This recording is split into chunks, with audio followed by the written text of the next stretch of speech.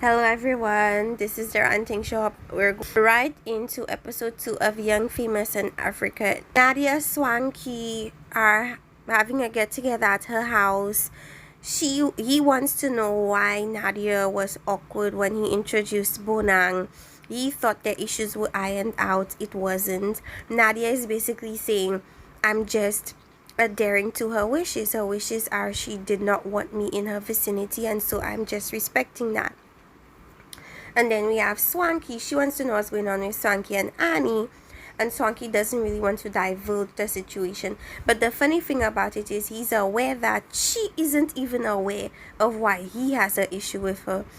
But I completely understand where Annie is coming from. The way he explained it was that Annie is upset with him because he's upset with her because of what she did that she doesn't know that she did. It's not that she's necessarily upset. She's just frustrated because what is this thing that's happening? Why is it necessary to be petty? Everybody's an adult.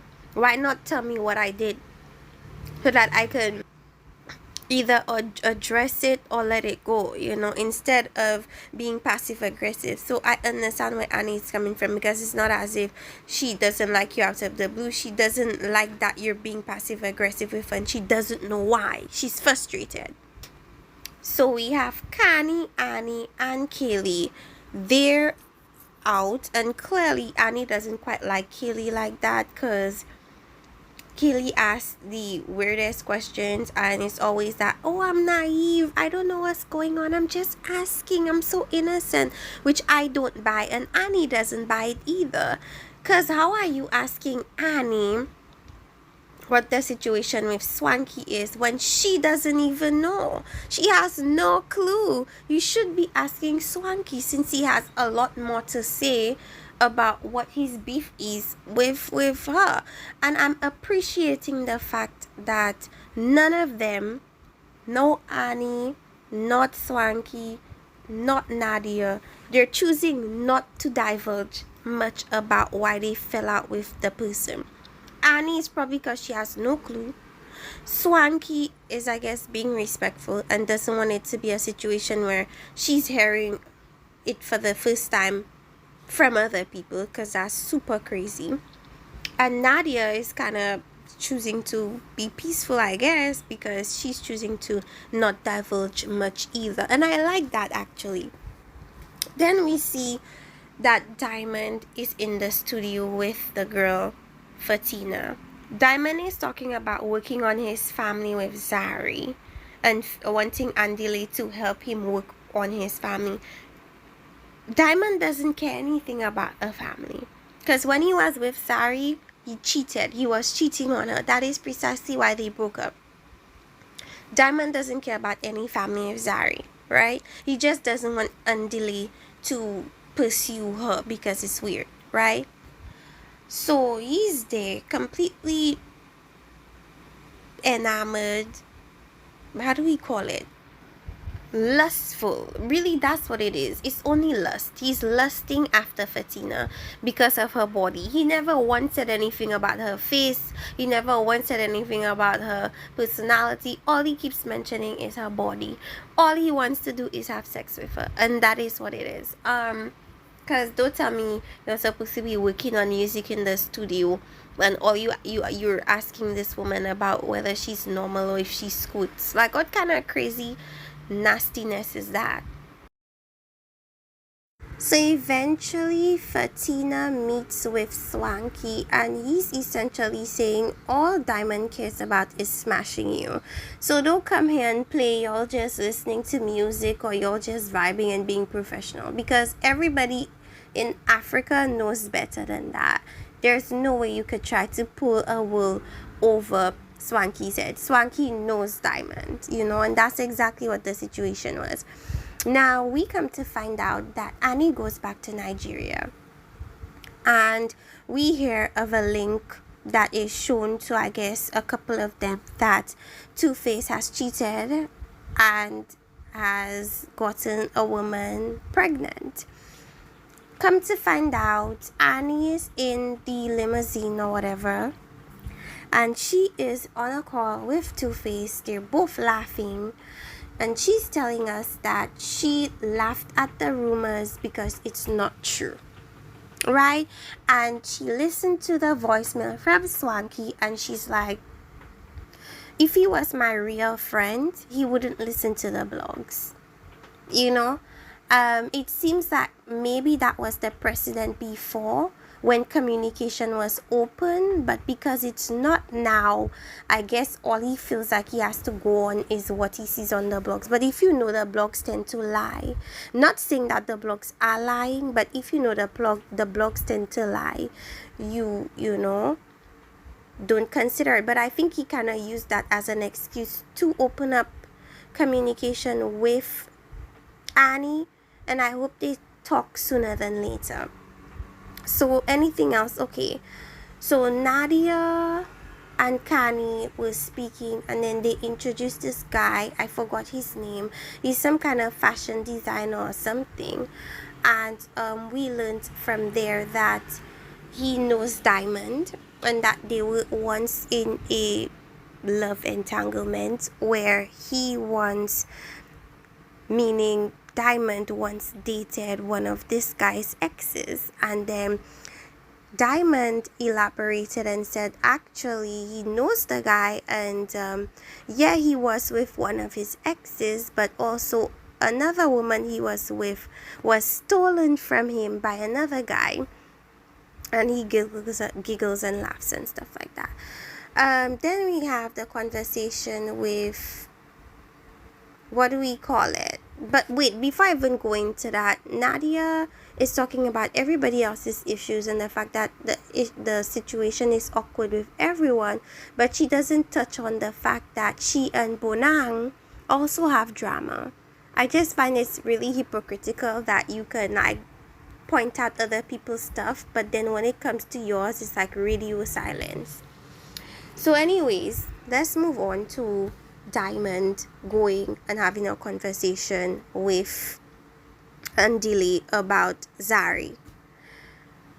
Andile essentially decides, you know what, let me leave it. You're my friend, we're family, or whatever that means. I understand how you feel.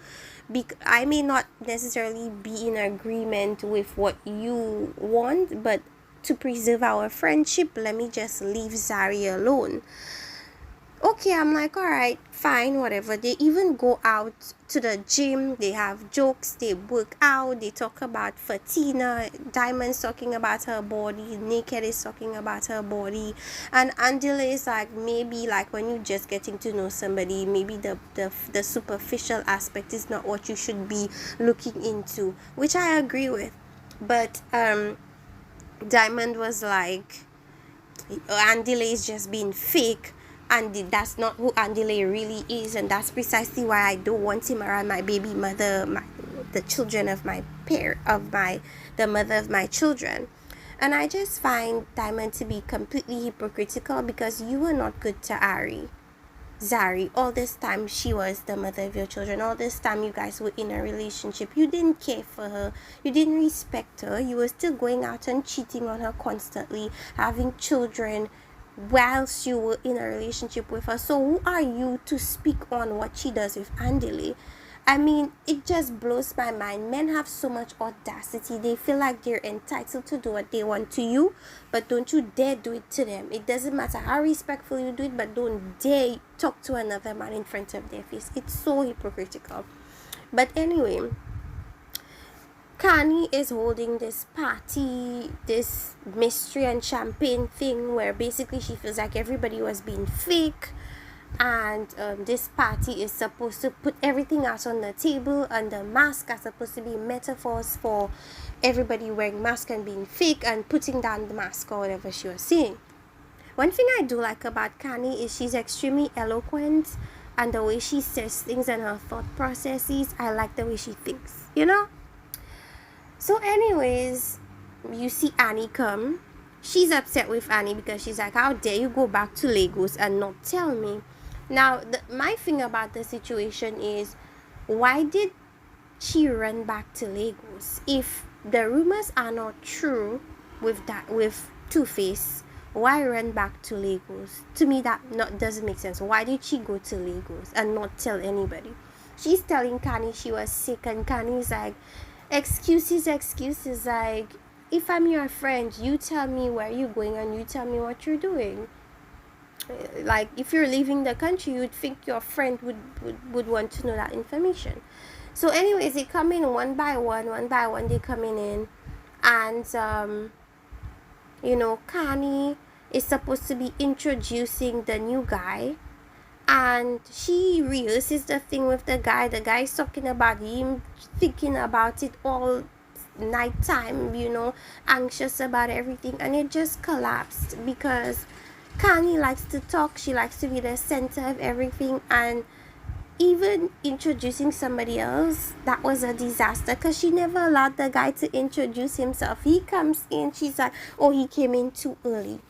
I mean, is it crazy to adjust the way you thought things were gonna go? If you see him coming in early, use that time to introduce him. Don't continue talking about whatever you were talking about. The guy standing up there awkward as hell, looking stupid.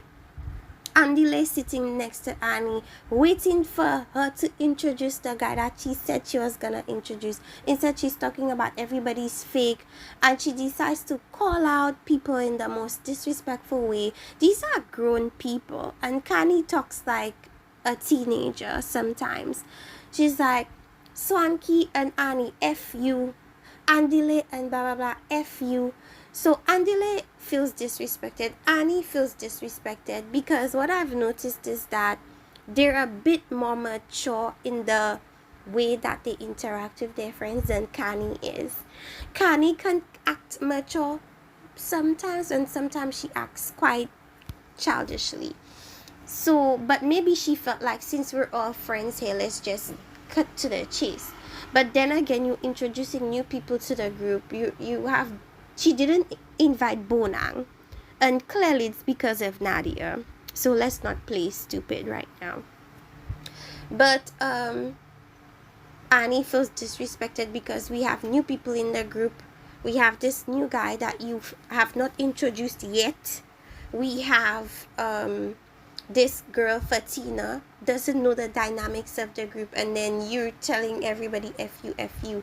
And I completely understand where they're coming from, because if this is how you're going to talk to me in front of strangers, you're literally setting the precedence for how they feel like they can come and address me, because you've done it first. That's the first interaction they've seen with you and me, and it's disrespectful. So I completely understand. So Andile pipes up and he's like, no, I don't respect that. You come and drop our issues on the table. And then Nadia tries to pipe up to say what, because I do feel like it was wrong the way she decided to just lay it out there. Nadia pipes up and he's like, well, put your business on the table then put your business on the table then, which I completely agree with, because it's like, it's easy for you to try to act as if what Kani did was correct, because your business is not being put on the table, because nobody's talking about you and Bonang, which is a situation you refuse to address. So how hypocritical of Nadia to want to pipe up when she's not willing to talk about her and Bonang, right? But then when it's other people, it's a free-for-all. You could do whatever you want. The inconsiderateness of it all is pissing me off. So anyways, even Fatina is there laughing. She doesn't know what to do with herself. She doesn't know what craziness she's joined. It's gonna be a situation. It's gonna be crazy.